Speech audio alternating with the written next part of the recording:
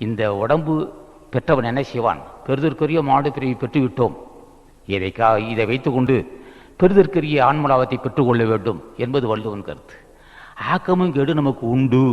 யாராக இருந்தாலும் சரி, அவன் மன்னனாக இருந்தாலும் சரி, அவன் மம்புட்டி பிடி போட இருந்தாலும் சரி, எல்லாத்துக்கும் ஆக்கமும் கேடு இருக்குது. ஆக்கம் வளர்பிறை, வளர்ச்சி அடையுதுதான். இளம வாலிபமாக குழந்தையாக இருப்பான், பாலனாக இருப்பான், வாலிபனாக இருப்பான், முதுமை வந்துடும்.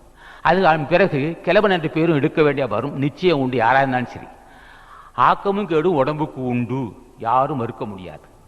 நத்தம்போல் கேடு உள்ளதாகும் சாக்காடு வித்தகர்களால் அறியுது. வித்தகர்னா சதுர்பாடு உடைய அர்த்தம், சிறந்த அறிவாளி. அவன் என்ன செய்வான்? உடம்பு நலியுது, உடம்பு நலியத்தான் செய்யும், முதுமை வரத்தான் செய்யும், நரதிரிமு போறதான் செய்யும், ஈழையும் வரதான் செய்யும், சாவு வரத்தான் செய்யும். இது பிறக்கும் போதே அதுக்குரிய லட்சணங்கள் அமைப்பு தான். அது என்ன செய்வான்? அறிவாளிகள், பக்தர்கள், ஞானிகள், சிறந்த அறிவாளிகள். சிறந்த அறிவாளினா அப்படின்னா உயிரை பற்றியும் உடம்பை பற்றி அறிந்தவன் சிறந்த அறிவாளி. மற்றெல்லாம் அறிவு இருக்கலாம்.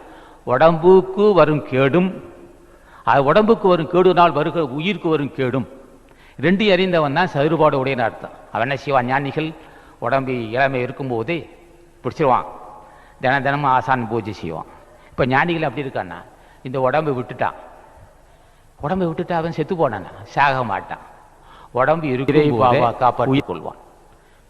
உடம்பு இருக்கும் போதே அவன் சொல்லுவான், உடம்பு இருக்கும் போதே அதை திடப்படுத்திக் கொள்வன் சிறந்த அறிவு.